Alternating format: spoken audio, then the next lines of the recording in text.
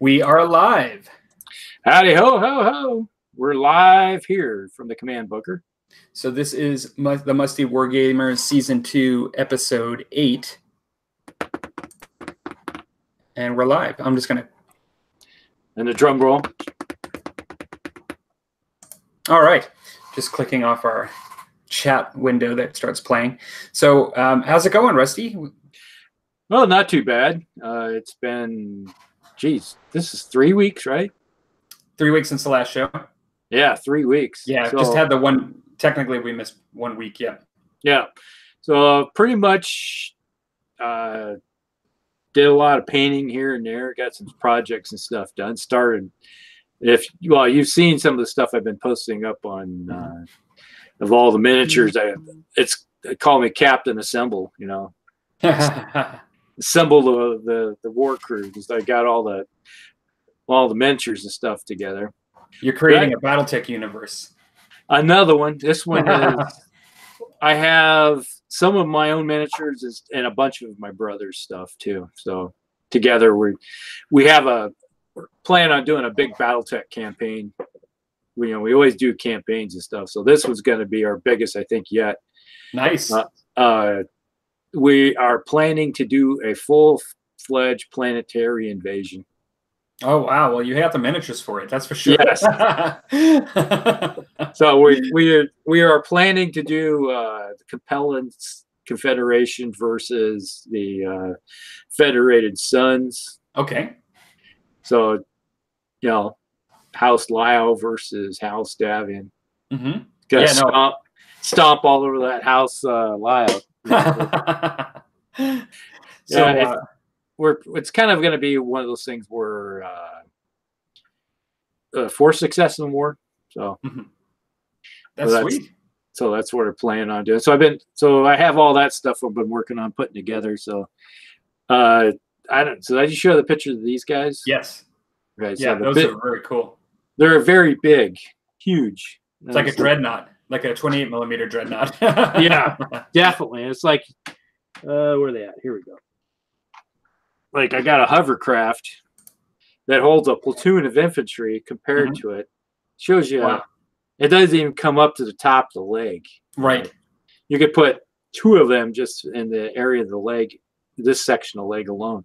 And that's a large hovercraft because if you actually put that next to a mech, it would be about half the size, right? Yeah, that's huge. You could put 28 men inside this thing. Yeah. So that's the huge. So you got that, and actually that one. These are some of the men. I had a whole bunch of these things that I had done. Okay.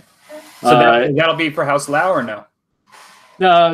Well, these are my mercenaries. Screen. So that's kind of why I just quickly went because my House Lao stuff that I was doing is not green. If you remember, it's brown, right? Brown and gold and stuff. It's a different.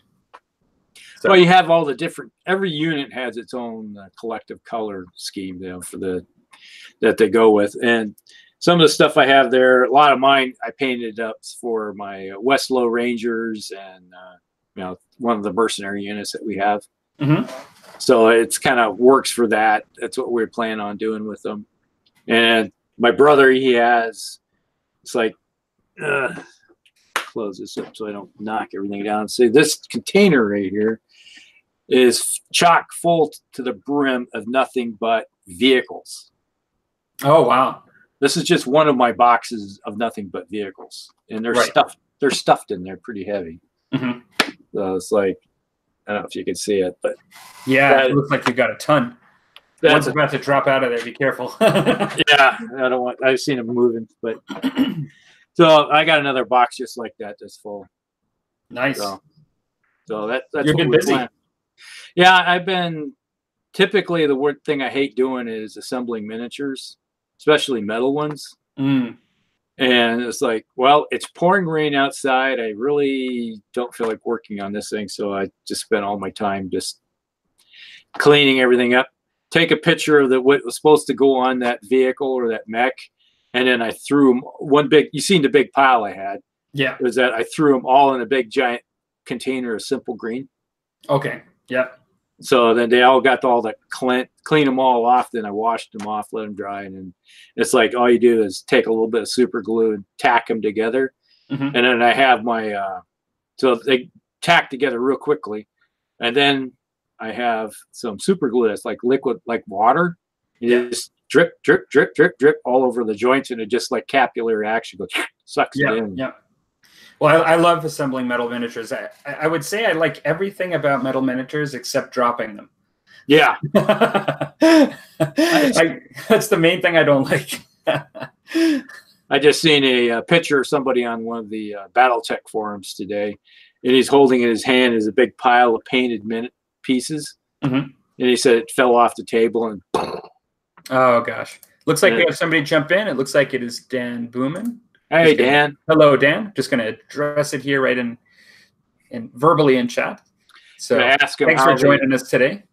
How the if the fields are dry enough. Well, probably not after all the rain to start taking care of stuff, but everything's probably a swamp still over his way. I did hear on the news just that like it's like the East Coast too, right? Like it's a lot of rain, right? Yeah, or there has been, right? Yeah, out that way.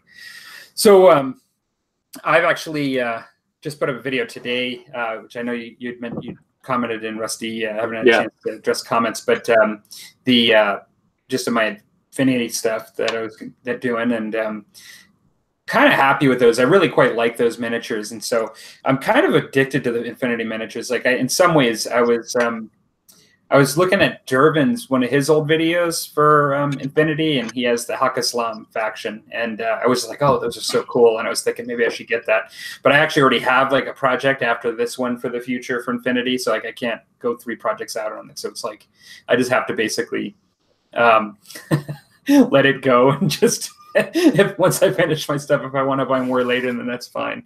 But I do quite like it. I really like the miniatures, but I find them kind of intimidating in some ways because I just find they're so good and detailed that in some ways, and also it's been a cartoon style of painting that I didn't really do as much in the past. I've been kind of coming into my own with it, like with feeling comfortable, and so it's a bit of a challenge, but I also really quite like them.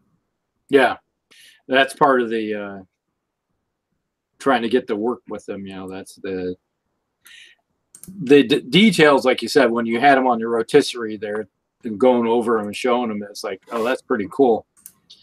And they pretty symmetrical with the body style. Yeah. As far as the sculpting, do you mean, or? Yeah, it's like you look at it, it's like proportion-wise, they look pretty good. Yeah, no, they do. I think they're great. I really love them. So, yeah, so actually, before we have a bit of an announcement about table stuff, why don't you introduce your Musty drink for the evening? Well, it's not really exciting, but it's from Canada. Ooh. It's like you recognize the bottle. Oh, of course. Crown Royal. That's that I have in my family. There are folks that's their favorite, so I'm quite familiar with it. That's great. Actually, we're not that far. I mean, it's different for sure, but we're not doing Scotch apparently. You and I are not doing Scotch tonight. It's kind of interesting because I didn't bring out a Scotch either, but I brought an Irish whiskey. Oh, Teelings. Yeah, that's good. Yeah. Stuff. Yeah, so I just brought some Teelings out, and I thought I don't know if I have any Scotch I haven't shown between here and my old Heresy Hump days, and so doesn't matter. I don't have to bring something new every time, but because that'll get quite expensive. But but I don't think I've shown the Teelings before. I don't think you have. Yeah, well, it's one of those things where you get used to drinking the same thing, and every once in a while, it's like the other day. I guess it was about a week ago. I was just going through my shelf, and I was like, "Oh, that's my Northern Harvest Rye. That's in the back." So it was like, and I had it. So it was like, you know what? I really remember. I do like rye a lot, and that's the thing about. Dan confirmed that it is totally swampy. He said he's getting baby calves and lambs now, so it has been a challenge. Yes, I can imagine. Definitely imagine that.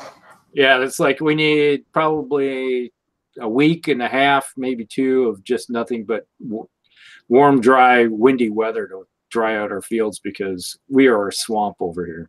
I'm going to be looking forward to Dan painting up some farm animals for his American War of Independence. I think he would have like a very informed sort of position on how to paint. Very hands-on. That's right. So, so beyond that, I thought I would bring up, we were going to announce tonight that we are doing in April, and I realize we're into April, and we often do this, but I wanted to just announce tonight that we are doing another Old Hammer painting challenge for this month. So I will show an update for tomorrow, but just no big surprise, like I'm actually going to do Warhammer Fantasy Beastmen. So in the last 2 Old Hammer painting challenges that I was involved with, either through the Musty Wargamers or pre-Musty Wargamers, I've always done Warhammer 40K, like Rogue Trader stuff. Like, but this one is going to be a fantasy one for me. But I think Rusty and we've talked about it, and I don't think we're doing any changes from the last time. Like, you can really do any old miniatures you want. Yeah. Fantasy or sci-fi. It could be like Ral Partha. It could be, you know, Games Workshop Citadel, like whatever. You know, but the intent is that, you know, we're pulling out some old miniatures, you know, and so, yeah, if you want to do like Warhammer 40K stuff, that's fine. Like anything, you know, honestly, I think Battletech would actually probably be considered Old Hammer, to be honest, if you get the old models, right? Yeah, definitely. It's like I have a couple old ones sitting on the table over there. I have an old longbow from way back. It's made out of lead. Mm-hmm. There's a couple lead miniatures sitting on the table. So, yeah, those could be considered old. Yeah.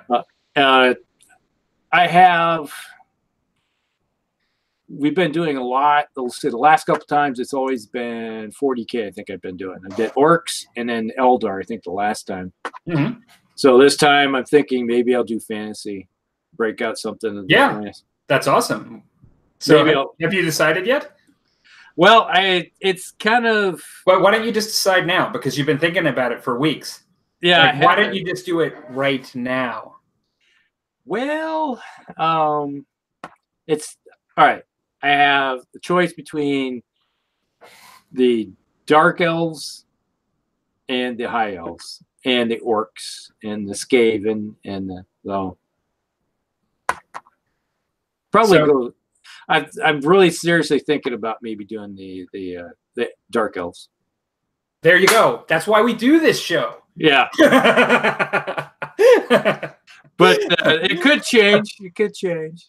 So Dan had commented that he does actually have some farm stuff for bolt action, which I would imagine you could use that probably in your American War of Independence stuff too. And then he's in, which is awesome. He's working on his Bretonian, so that is great. Like, even though it's the Old Hammer painting challenge, because I'm skipping around with stuff, like I intend to do more Beastmen outside of the challenges in the future, but I am going to be skipping to other projects too. So it's nice to kick off the Beastmen army now with the Old Hammer painting challenge. It gives me a reason to get it on the table and get it started. I was planning on doing my French Indian War right away, but I'm just going to, that's waiting in the wings. As soon as I finish this challenge, I'm going to get started with it. So I can start, like I've been saying on my channel, I'm doing Beastmen and French Indian War like most of this year. It's like my main things, and so I get started with both of them, which is good. Yeah, it's one of those things where I know exactly where my box is because I had them out not too long ago for my Dark Elves. Yeah. So I have a whole bunch of what do you call those? The bloodthirsty chicks that, you know. Yeah, I know what you're talking about. Oh gosh, they're not harpies. Those are beastmen. Yeah, it's word chaos. But I know what you're talking about. Yeah, they're the runs around. They're running around in thongs and they're like melee, like really, you know, crushers, right? I mean, like they're really good in melee, right? Yeah, they're not witch elves, are they? Yeah, that might be it. Witch elves? Yeah, I think that's what they are. Okay. I've seen them in battle reports. I've never had Dark Elves, but I've seen them in battle reports. And then I have some Corsairs also that are. I have some plastic Corsairs and some metal Corsairs too. Just out of curiosity, do you have like really old metal Skaven? There's some. I have a handful. Most of them are like plague monks and stuff like that. Sweet. Yeah, those are cool too. I like Skaven. They're just fun. Like orc. They're kind of like orcs to me. They're just like having a ton of Skaven coming at you is just kind of fun. Yeah, it's one of those things where you need about 200 back in when you're playing fantasy. The original fantasy was that you needed about 200 plus Skaven to make an army. Dan confirmed they are dark elf witches. Okay. What we're talking about. Yeah. I think I said witch elves, but I think that pretty much, sounds right. And it's been so long since they've seen the light of day that I've forgotten all about them. But they haven't forgotten about you. Yeah, they're it's like they're all it's like, wait, if we could get out of this box, we'll cut your throat. That's why I got the box taped up. All right, you're not coming out. That's right. That's right. So yeah, I'll do a little bit of a table update tomorrow on what I'm pulling out exactly, and it sounds like you'll have a bit of video to do as well to pull out, pick which models you're doing and stuff. Yeah, go a little small army on parade type thing. Yeah, I'm not doing my entire army for the challenge, that's for sure, because you've seen that video that I put out. There's no way I could do that in the timeline needed, but I'll pull out a healthy amount of a good start. So yeah, that's part of the whole thing is that you don't eat a full elephant in one bite. You know, it takes a little. You start carving little pieces off of it. Exactly. Oh, it'll be fun. And the sad thing is that some of us, you know, if you're like me, we didn't buy the whole army at the same time. We just kept buying a piece here, buy a piece there. Back when a lot of those metal ones, they were just blisters. So you had to buy blister here, blister there, and they just sort of kept growing. And eventually you ended up with a whole bunch of stuff that just saying, it was like, well, I got them all assembled. You know, I'd get them, put them together, and then there they sit, you know, type of deal. Right. Yep. How about gaming? What have you been up to? I know you've been playing Dystopian Wars, right? Yeah, we've got a bunch of games of Dystopian Wars, and we are playing BattleTech this Saturday. So we have going with that for a while, so we're kind of switching gears. Mm-hmm. I think that several of the players are tired of getting beat on. Is this a repeat of your Epic stretch? Yeah, it could be. Right.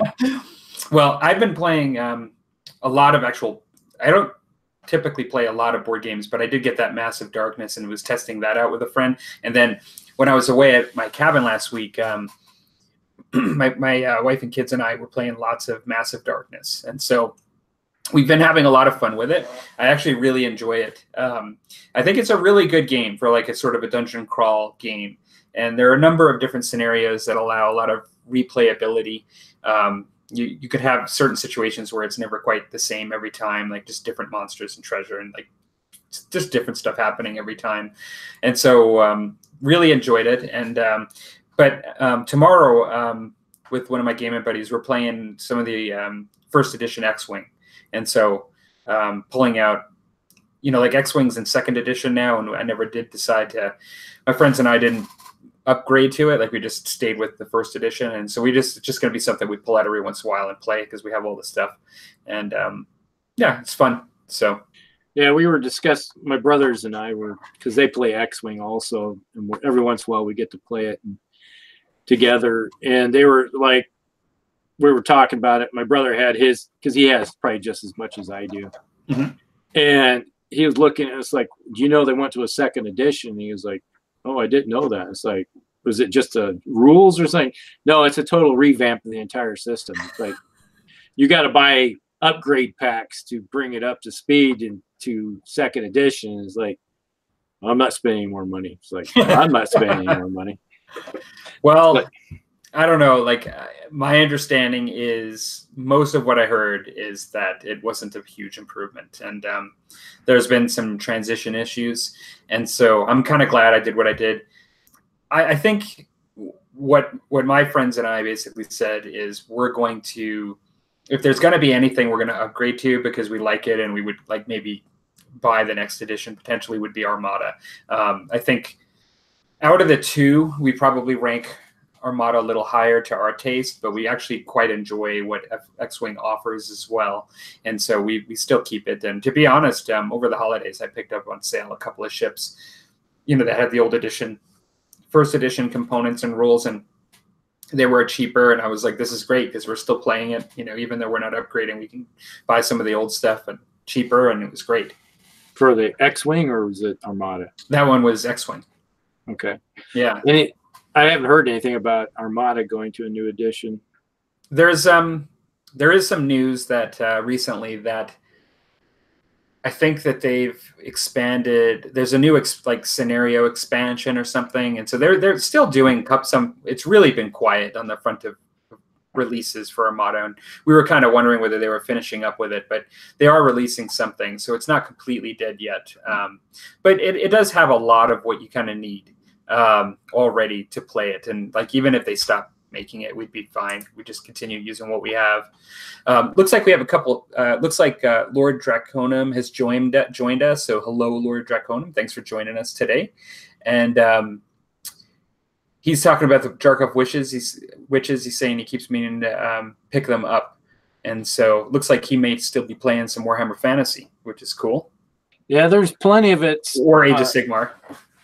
That's the interesting thing about the fantasy is that when they went to Age of Sigmar, the people that wanted to play Age of Sigmar realized they had probably 4 times as many miniatures as they needed. And right after that, I'd say within 6 months of it releasing, you could have bought tons of miniatures really cheap off of eBay. But yeah.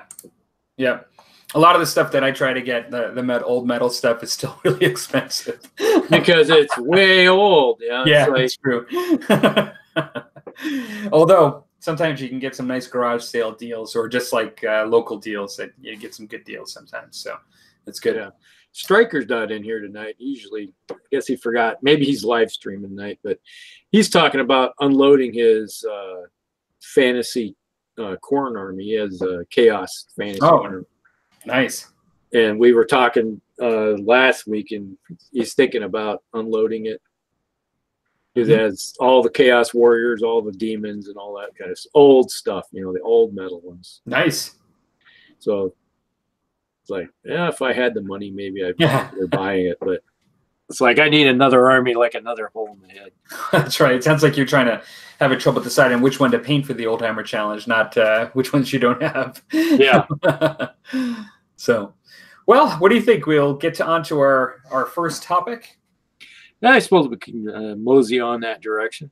Sure. Well, like usual, we don't always have to do this, but we do try to cover a discussion around gaming, and oftentimes we try to cover a non-gaming and more maybe hobby-related discussion just to keep it interesting for more people.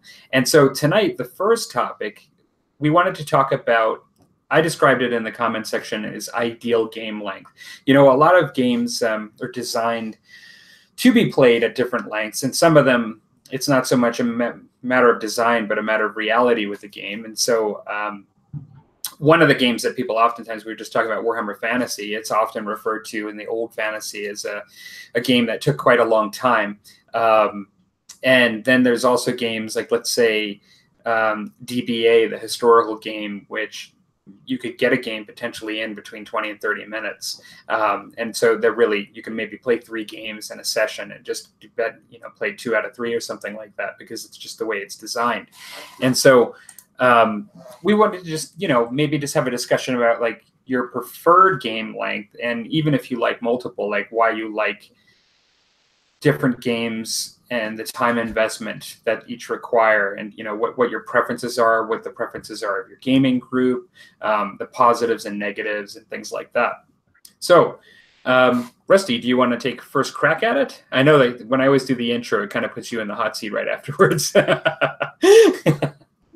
Well, okay. Yeah, it just depends on the game, I think, pretty much. We played a dystopian war game. Let's just bring that up for example. We played it was 4 hours into we played 2 turns in 4 hours. Okay. And it was probably because it was like we played some other games at Dystopian Wars the previous 2 weeks where we had the aliens versus different fleets. And those games went quickly because one side had overwhelming firepower. Mm-hmm. So the game length was, it was like more turns, but the time length was shorter type of deal.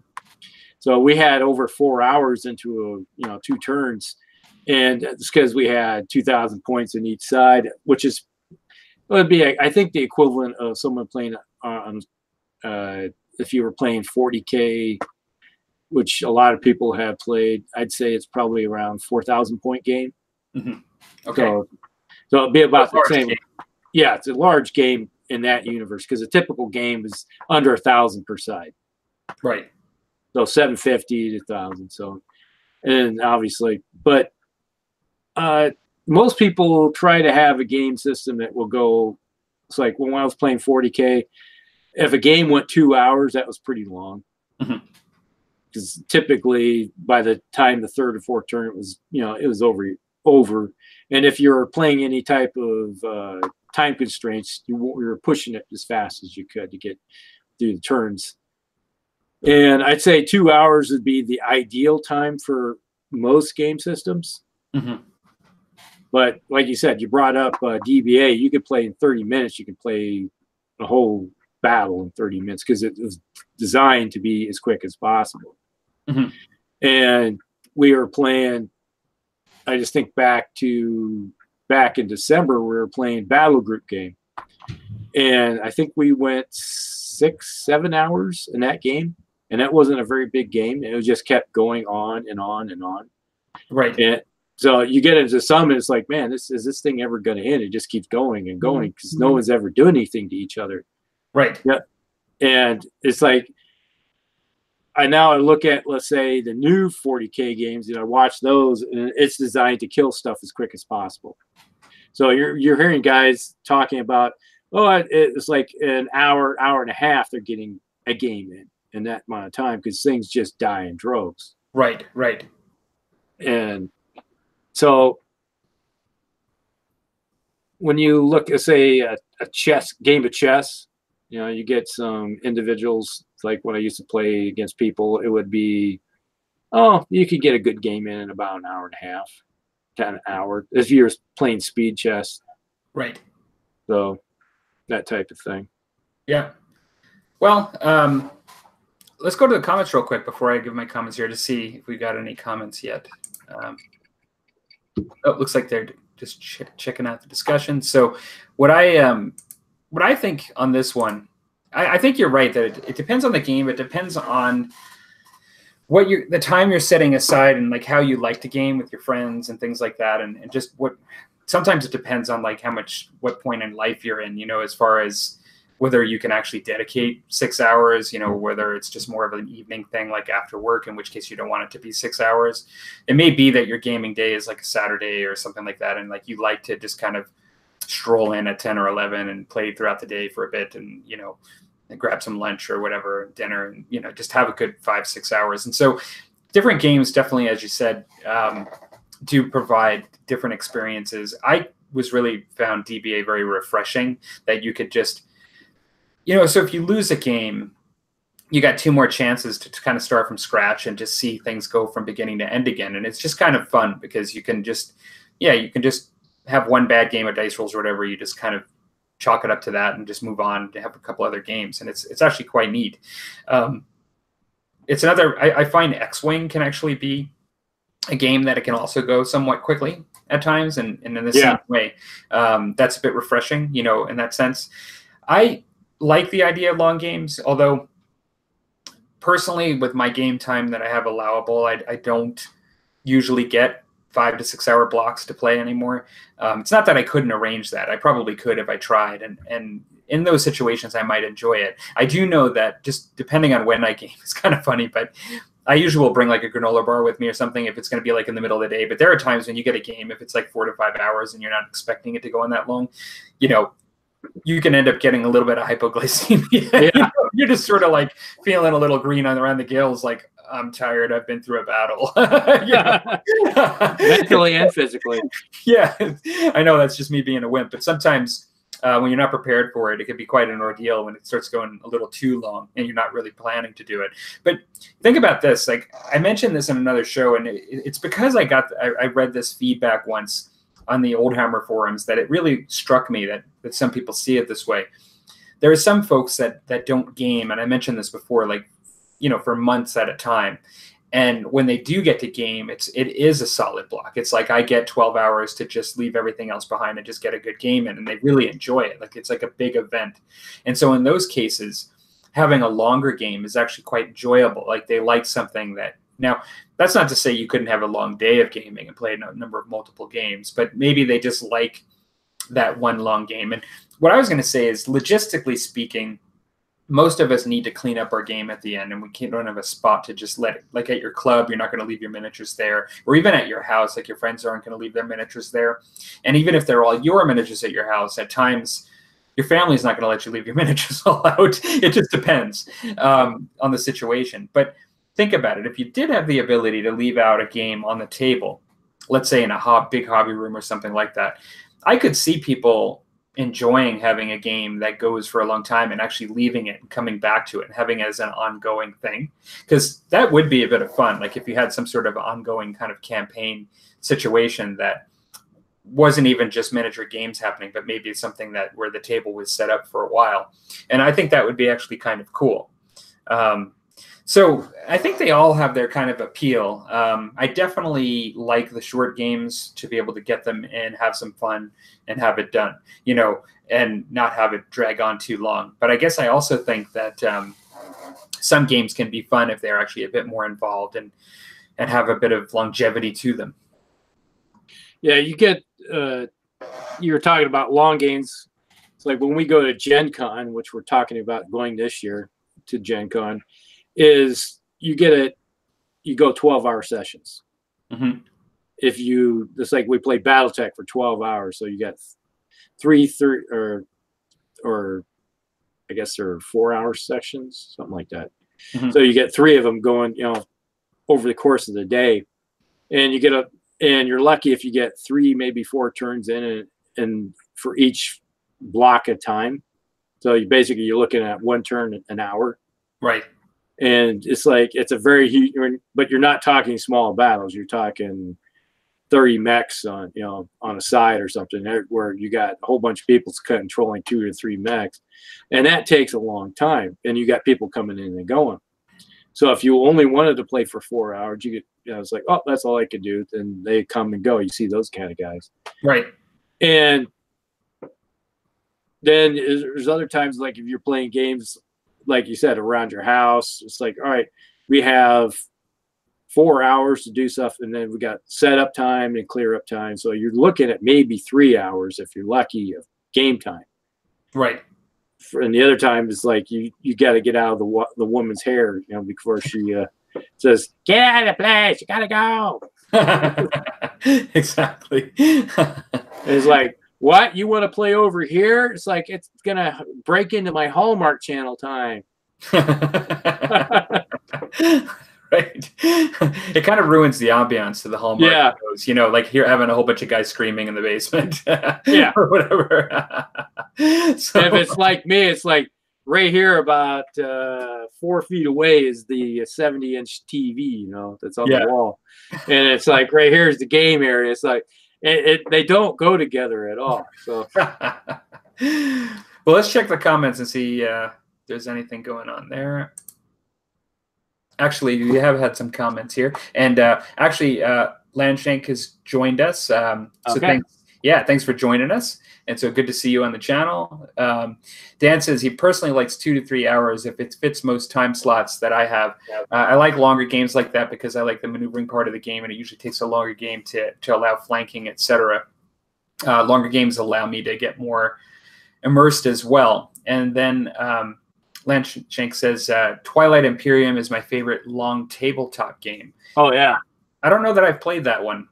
He says 2 to 3 hours is nice, just like playing a few games as well. And that was actually Lord Draconum. 2 to 3 hours is nice, just like playing a few games as well. Because, you're bringing up where I always bring with me, no matter where I go, it's like if I go to my friend's house, you know, that sometimes you have food provider or people provide food. So, what I always carry with me is like I always have a big container of nuts. Mm-hmm. So I always have that, and I always bring something to drink, you know, like tea or something. So it's like, no matter, never fails. It's like, oh, I'm starting to feel a little peckish. Oh, got to throw some energy in, you know, feed the furnace. Do you have people having allergic reactions all around you? Oh yeah, it's like that's part of it. It's like, oh, you're allergic to peanuts? Woo! Yeah, let me see your days. You smush them into the nuts. No. Yeah. Like, yeah, get some nuts all over my hand, and it's like, oh, you're swelling up, man. Oh. Well, I mean, not to go off topic here, but you know, like it seems like everybody's kind of allergic to nuts now. But it just years ago. Well, that's nuts. Never heard of it, but really much. But now it's a huge deal. So, yeah. So, they have a Surgeon General warning at your gaming club when you arrive. This player may be contained in nuts. He drives this nuts, and he's covered in nuts. That's right. Rusty can elicit allergic reactions. Well, it's physical warfare and psychological warfare. That's right. So, all right. Landship was bringing up Twilight Imperium. It's like behind me. Over there, you can see it behind me. It's like right about there. It's big box of Twilight Imperium. I cannot see it, but I can see lots of stuff though. If I had the light on more, you could probably see it. Now, remind me, what is the Twilight Imperium? What is the genre? It's science fiction. It's planetary. You got these big hexes. Have you ever played Catan? Settlers of Catan? Little bit. Yeah, I'm familiar with it. Yep. So you have the little hex things. So it's basically so you got all these big giant hex things, and you have different races, alien races, and you're fighting for control of the galaxy. So you have your ships, you colonize, you're going around, and then you go have war with your neighbors and all that fun stuff. So it's one of those games that goes 6, 12, 14, 16, 24 hours. So you could probably leave that one up pretty easily. You know? Like that would be one you could leave up and come back to. Yeah, if it's like you were sitting like me where I have a table like this, you could set it up and just let it run till the next day or the next weekend or something like that. Right. We do have some more commentary. Lanching saying Twilight Imperium is my favorite long tabletop game. Actually, sorry, I already said that. Dan Booman says Twilight Imperium is a fun one. My brother usually play once a year. Brothers play that once a year. So he's kind of like you, Rusty. He's got a gaming family, brothers that play as well. Yeah. The hard part is getting us all together at the same time. It's one of those things where you're all sitting around. It's like, well, you want to go play this weekend? Well, I'm going to be over here. Is the hard part getting you to get together, or is the hard part once you get together, what happens? Oh, that's the easy part. It's like we enjoy throwing dice at each other, and it was like we were a very combative family. It's like growing up, it's like, oh yeah, it's like yeah, oh. We would like the Three Stooges. Boing. Yeah. Whoa. Oh yeah. Yeah. Well, why don't we open up to our next topic? What do you think? No, we could run into that. Yeah, I think we've taken enough time on optimal game length. So we might be running it a little short though. But the short topics are good, just like the long topics. Yeah. So I'm not sure what the ideal length is, but I think we kind of covered that. So the ideal length is the time you have to play. Right. That's right. If you're playing, it's ideal. Yeah. Not playing is not so ideal. Right. Exactly. Yeah. No, you have to. We all have schedules and things, so it has to meet the basic logistics as well. Yeah. So our other topic around the hobby front, I wanted to just talk. I'm not somebody that's transitioned into what I would consider a miniature sculptor. However, what I noticed is that many people will sculpt as painters and miniature gamers. And what I mean by sculpting is many people will start out doing little conversions with green stuff. So it may be putting like fur on a character, like making a regular Space Marine into a Space Wolf. It could be my very first conversion was on an Eldar jet bike. I was missing a bit that actually was like when you convert from the shuriken to the twin link shuriken to like the shuriken cannon. There was like this one bit that I was missing on it. So I just sculpted it, and to make it look as close as possible, I've sculpted tails on wolves like in Warhammer Fantasy because I was missing the tail.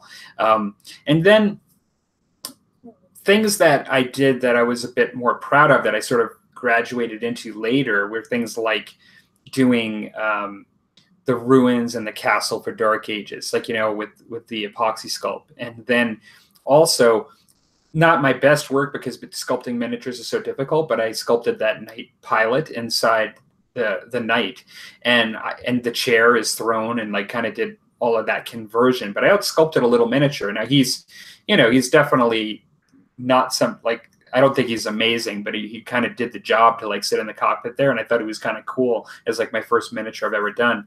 And I did do a face on, so one of my French Indian War miniatures actually, one of the French Marines actually had a face that was just totally deformed, and they replaced it. So I shaved the metal down, and I actually sculpted a face on him, and I think it actually came out pretty good. I actually did that before that Night Pilot. It just turned out that I think I did a better job on it.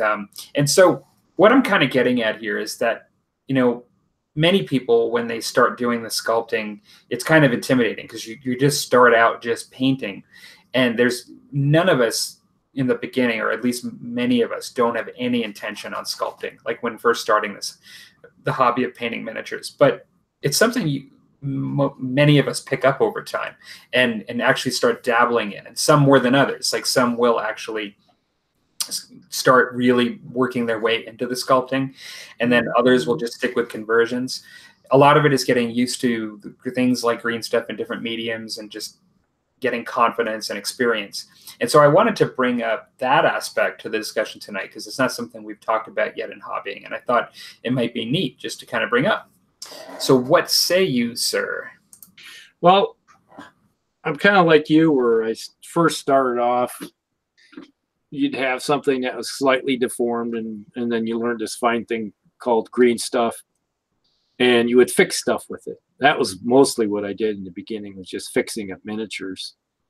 And then first started progressing, it's like, okay, I look at a miniature and I go, you know what, I don't like the way that looks. I wish it had something a little bit different to it. And then you start kit bashing. So you would have, all right, I want this piece over here, and I want this piece over here.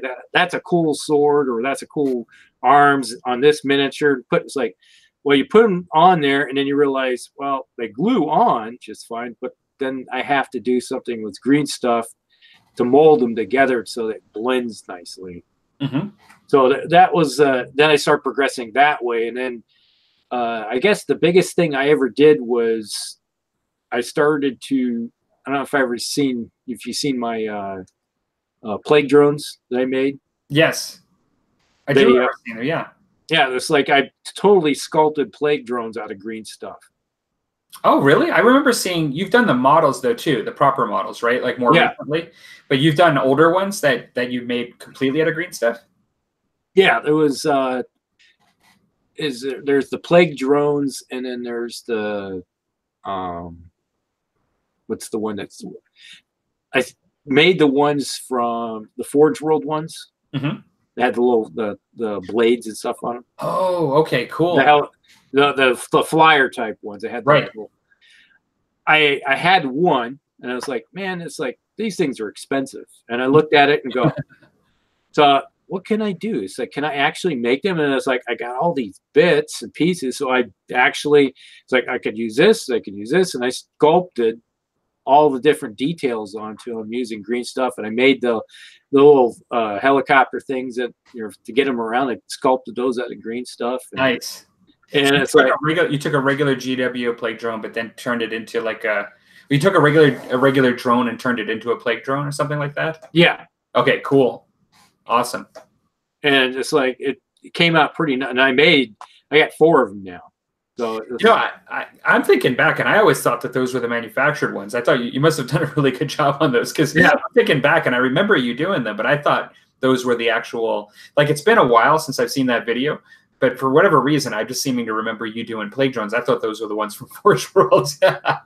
So, yeah, that was one of those things where I actually made them, and I didn't feel like spending a ton of money to keep buying them. And at the time, I wanted to have at least a unit of 3 or 4. So I was running, because my 40K army, because I loved my demons. I was a demon player, chaos player. That was my first love, really, is all chaos. And I didn't want to spend a lot of money on something that I realized, I can make these things. And so I tried one, and it came out really nice. But just put it this way, there's even the Stoping Wars parts in some of these. So you just sort of rated the bits box. Yes, I rated the bits box from everything and just started putting stuff together. And then after that, I was like, well, then I looked at all these other different kind of miniatures, and I started sculpting stuff on them to put more nurglification on them if necessary. And it's like, I want to start going to town and everything. It's like, oh, that's got to be more nurgle. It's got more pestilence on it. So it gets addictive. You should probably figure it out, is that once you get going, it's like, yeah, this is easy.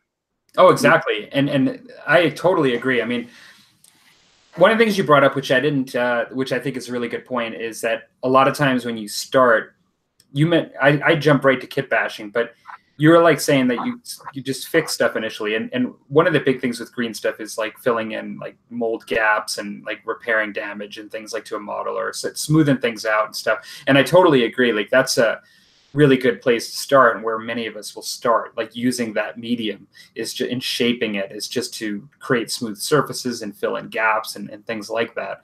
I remember that once I started getting into this, that I ended up buying clay shapers to use for green stuff and other mediums to help, like not only using sculpting tools with a hard surface, but something a little softer and something that can actually cause little gradual changes without changing the whole thing quickly. And that really helps. But yeah, I mean, I know that Landshank, actually, who's on right now, he does a lot of terrain. And I think when you do, he puts a lot of terrain on his channel. And when you do a lot of terrain, I think that in some ways, particularly when you start getting into buildings and structures, you start exercising these skills too. And in a lot of ways, it can be a great place to start, because sculpting a door, let's say you do like a dungeon door or something like that, is sometimes easier than starting with a little 28mm miniature, and sculpting the miniature. And so you can work on those skills and just working with the medium and getting the practice. And it could come out really good. I mean, like, a lot of people get really good results, just hobbyists, that are just trying it out. And so I'd have to look around, but I know, like, with both musket and tomahawks and like towers and various things that I've done, I'm just looking around, like I really enjoy like sculpting doors and making terrain and using things like green stuff and epoxy sculpt to add bits and pieces onto that terrain. It's just a really great way to transition from just doing those little, repairs and kit bashes to then, and sometimes the kit bashes, like you brought up Nurgle, and that's something I did too. Like, I took regular Chaos Marines and I Nurglized them, put in pustules, and like, I would actually drill into their horns and do other kind of like damage and things to them as well. But it's just a great way to kind of exercise that. And then some people, I mean, I've seen YouTubers on YouTube go from hobbyists to actually doing all out sculpting miniatures, which I think is quite great. And not everybody goes that far, and it is challenging.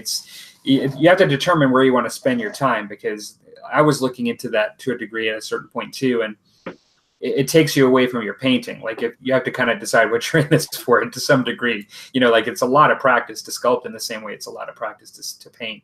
And so sometimes we just only have so much time as to where we want to put our focus. Yeah, there's you see those individuals that have made the transition to full-time sculptors, that there's times that you don't realize you have skills. It's like you find out after a while. It's like you start putting out stuff, and I've seen individuals that's like they didn't realize they could do these things. And the next thing you know, it's like they're creating works of art basically. And it's like, I never knew I could do this. Yeah. And it's like you see guys that whittle, and all, next thing you know, they're carving little figures, and it's like Games with Sarge. I don't know if you've seen the picture he drew. I'm not sure that I have. He put a video out a couple weeks ago where he actually started doing just a basic sketch, and I looked at that and go, "That's pretty good." Yeah, it's like that's your first sketch, that first time you've ever did it, and you came out really looking. It was comic book style art, but it was good. And it's like, I'm an individual that does a lot of sketching and stuff and watercolors and stuff like that. And I looked at that and was like, if that's your first one, you actually might have a talent you never knew you had. So that's a lot of things that happen to people too in our hobbies, that they don't realize that they start painting, and the next thing you know, it's like they have a painting skill that it's like, well, people are like, man, you're terrific. I didn't know I could do this. You know, they go from zero to almost Golden Demon style and nothing flat. Right. Well, and you know, when you this topic's transitioning a little bit in the way it's kind of coming into my mind. When you start talking about how people start realizing that they have talents and skills that they didn't, and just natural ability or leaning towards things, there's a certain, to just build on that, there's a certain amount of fun and interest that comes with just doing something you created versus something you bought. And so when you buy something, and let's say we'll call him like a professional artist does this, somebody that's making a living off of it and has went through all these stages, whether it's being digitally produced or traditional sculpting. I love collecting miniatures. Like I just did a video not long ago, and I've got these, you know, Minden miniatures that to me, they're works of art. Yeah. I love collecting them. Just in love with these. And so these are a lifelong collection. Like even if I stopped gaming, which I don't see that happening, but if I did, I would never get rid of these. They're just a collection that I love. And I enjoy painting them, you know, absolutely enjoy it. And so that probably won't change. But at the same time, when you make something from the ground up of your own, there's a little bit of your own stamp that you're putting on that. It's kind of come out of your head into reality, into the world. And I think that there is an enjoyment, even if it's not up to let's say you're the best standard you like to buy, you may enjoy even painting your own stuff that you've made much more just because of you've created it from the ground up. And so there's that aspect to when you're doing kit bashing provides that too at a different level. When you're kit bashing, you know, you have some sort of, we're on the Warhammer kind of 40K discussion, but like you have some sort of like demon prince and you're trying to individualize them for your army, and just being able to take that and make it yours, and no other one that you know of looks just like it. And it's just, and then you get a chance to paint it up, and it adds like a whole nother level of enjoyment, I think, that can be a little different than our typical painting. Yeah, you're putting your own mark on it. It's like when you go to, let's say, this good example of McDonald's or Burger King, you know, you order a Big Mac or a Whopper. It's like, no matter where you go, they're all going to be the same. You know, no matter what. It's like they're made this way. That's the standard, you know, stamped out. So when you I'm in Canada, and I will just tell you that Burger King is not good here. Not everywhere you go is exactly the same, but I understand what you're saying. That's what they try to do as a company. They want it to be that everywhere you go, it is the same. And for the most part, for the most part, it is. So, well, man, maybe if you go to China, your Big Mac won't be the same. All right. It's going to be made with horse or something. But yeah, you look at it, it's like, say, if you get a 40K Space Marine out of the kit, it's going to be the same bits that the guy down the street has. It's the same thing. The only thing that's going to be slightly different is how you position the arms or the head. You're not going to have much variation to it. So that's why you get individuals that will, an entire army, it's like, I am going to green stuff, I'm going to kit bash every single piece to make them look totally different so I can stand out. So my army is going to look totally different from your. It's like they're Space Marines, but I'm going to make sure my chapter looks totally different from your chapter. Right. I don't want it's the getting away from the cookie cutter type of mentality. And I think that's what the whole thing about kit bashing and doing all that kind of stuff is, that you're putting your stamp of your own approval on something once you figure out how to do it. And then it's like it can take on a life of its own where you spend all your time doing that. Right. Just had one comment from Dan. He says, I started using green stuff to fix miniatures and have moved on to using it for slight conversions. It's a lot of fun to customize your army to make them unique, even if it's only in a small ways. I totally agree with that. And, you know, as you were talking again, what that kind of reminded me of is in wargaming, we actually we do modeling and scale modeling to a degree. I mean, like, we're kind of in some ways, some people could view Wargamers as offshoots to the scale modeling community, in that we have an activity that requires scale modeling, you know. Yeah. And you know, and we kind of divide it. Some people, I know people that do both, and there's no division, but modelers, there are folks that use the wargaming materials like 40K models, and they just model. They're modelers. And then there are folks that do the gaming. And we oftentimes divide, like, there's a scale modeling community, the wargaming community, but really there's so much overlap. But in my experience, when I look at the models, I don't really consider myself like a pure modeler. You know, I consider myself a wargamer. But when I look at them, I think this is like a natural progression for them. Like most of the modelers are so used to putting effects and individualizing what they do. They're not out to just take a kit and, you know, I suppose they could make it look just like on the cover, but most of them will do their own, like for aircraft, their own, you know, paint designs and different types of weathering and like various things. And folks that do dioramas that are modeled, they're already right off the bat creating something like a work of art of their own, right? Like they're taking maybe a figure, altering the figure, putting it in an environment that they create, you know, adding little bits and pieces in here that might be manufactured, but there's so much customization that it's really very early on in the process, it becomes theirs. And so this subject's kind of interesting because it's something we do in wargaming, and we are modelers too. But I think it's a transition we go through, and for folks that are perhaps less into the hobby and wargaming, that are more about getting it painted so they can play and feel comfortable, like having a painted army, it may not be something they immediately transition to. And in some cases, some people might not ever. But I do think for those that really enjoy the hobbying piece, it's a bit of a transition that people go through, and they may stop at a certain point, but certainly explore. Yeah, it's, you know, I have my fingers in the scale modelers community also. So I watch guys because it gives me ideas about, because you see them doing the dioramas and how they do weathering effects and stuff. And so much of what you learn over there has been slowly working its way over into the wargaming community. They've been doing it for decades, and now you're starting to see more realism and effects showing up in the gaming community. And it's amazing is that, you know, they got whole magazines that deal with just scenic dioramics, how to do stuff. And it is worth the time and effort to go actually look, you know, every once in a while, pick one up off the shelf. If you go to a hobby, hobby store or something that isn't gaming related, but like model railroads and kits and stuff like that. Mm-hmm.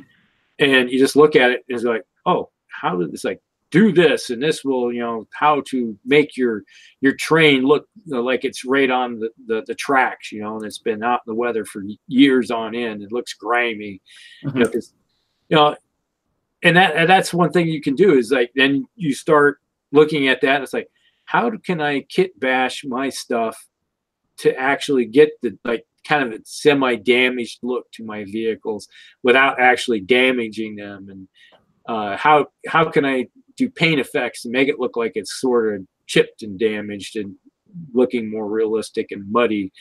And you're starting to see more of that. It's like you got the historical, like the bolt action crowd is, you're starting to see more and more, because I tell you, it's like a 156 scale model isn't much different from a 148th mm-hmm. or a 1/35th scale. It's just a little bit smaller, but you can do all the same stuff to it and actually make it like it should be sitting in a diorama, but it's sitting on the table too. So right, and I agree with you. I don't think the reason why I said I think in some ways like we're just a subset of like our hobby component to our hobby is a subset of the scale modeling community, is just because really, a model's a model, a miniature's a miniature, and like to be honest, like in most cases, if not all, I think a lot of the techniques come from the scale modeling community and are utilized by modelers within this hobby, because I don't really think it's a completely different hobby,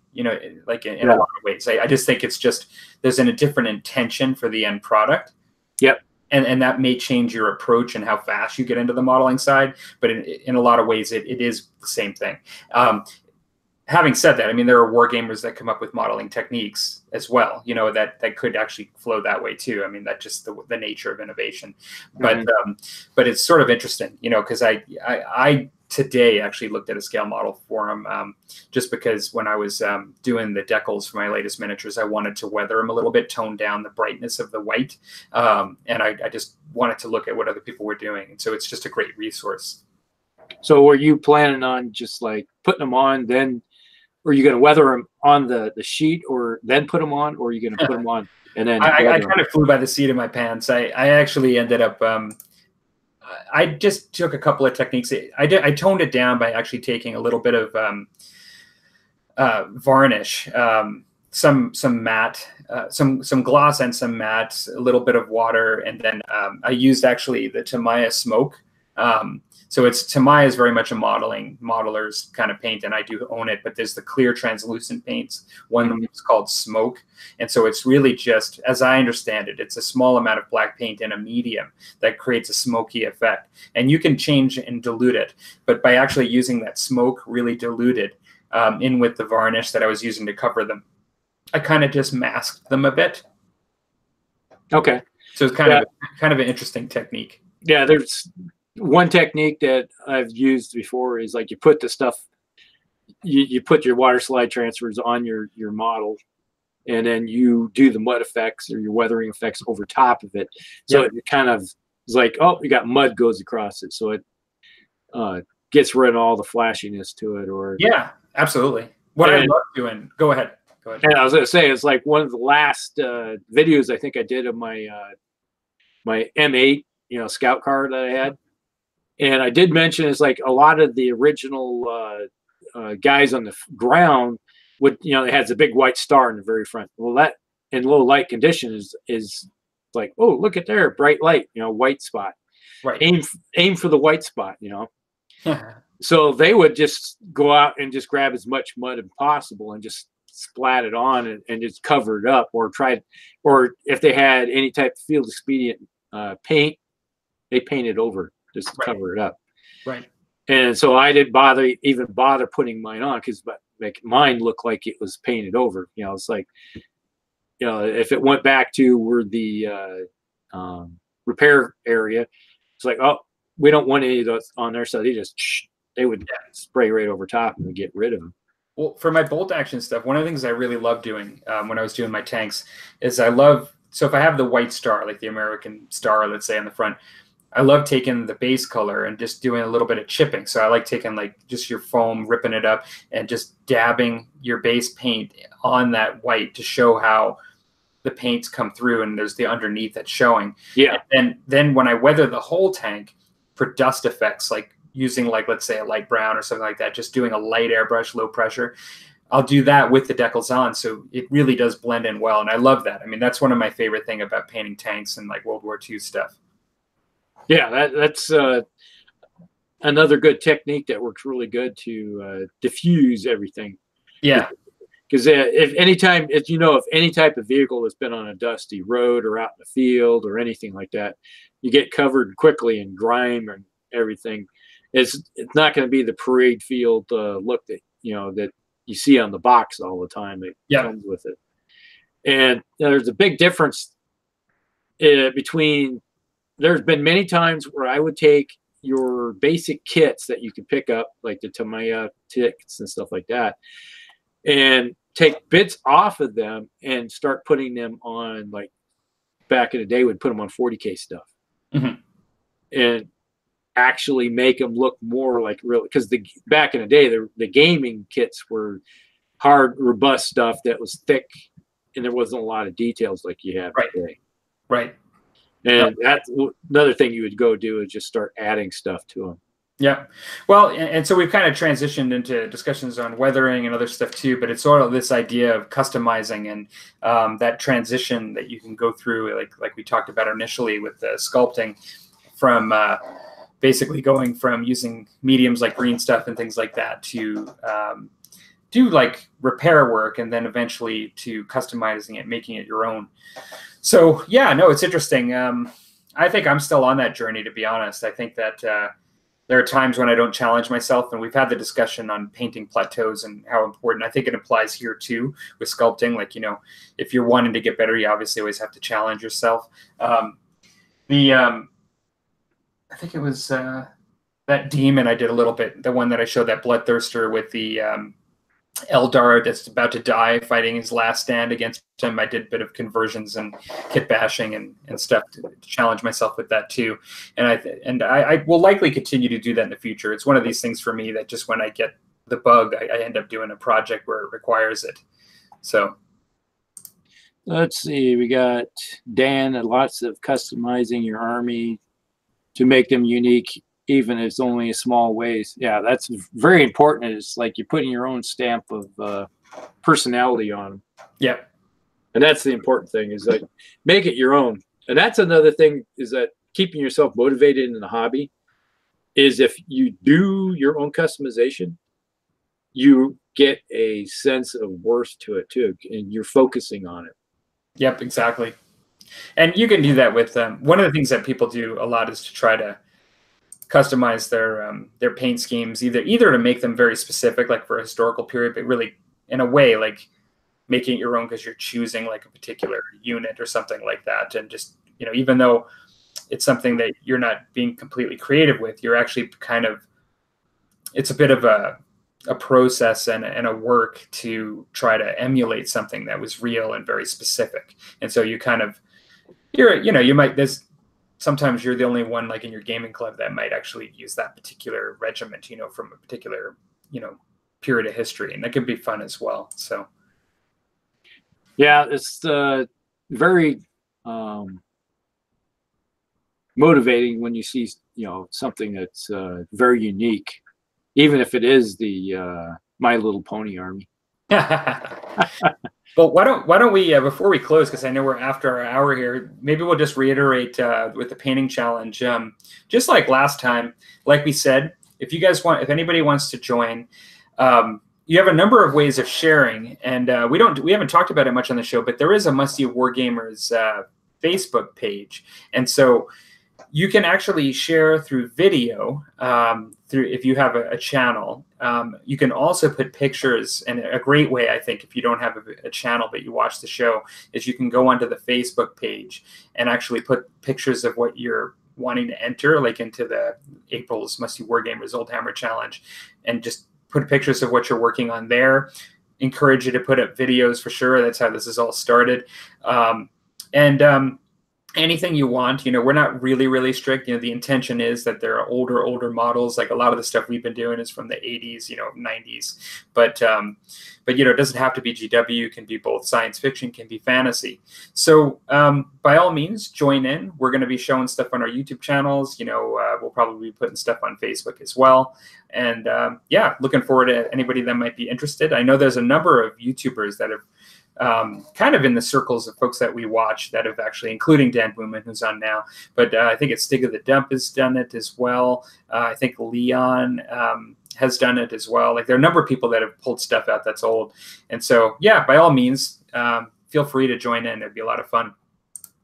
Yeah, if you go over to my channel, and a lot of the videos that I post up, I'll put down in the headliner down below. And it does say we're the Facebook Musty Wargamers page. So just all you have to do is go over to Facebook if you have it, and just join in. And I think it's an open group, so you don't need permission to join. You just come on over and start posting stuff over that way for if you want to join into the painting challenge. Awesome. Well, thanks for everybody for joining. We'll just take one last look at the comments here. And looks like that's it for the moment. So thanks for Lance Shank, Dan Booman, and Lord Draconum for joining. That's awesome. And looks like Dan's saying he's in. We'll post some pictures on the Musty Wargamers Facebook group as I progress. Great. All right, Dan. Good stuff you've been doing. Awesome. Okay. Well, thanks everybody for joining, and we will see you next time. All right. Good night, everybody. We'll be over at my channel the next time. 2 weeks. That's right? Yes. That's all. We're looking at 2 weeks from today over at Hellcrex. All right, everybody. We'll talk to you later. Have a good night. Okay. See you, everyone.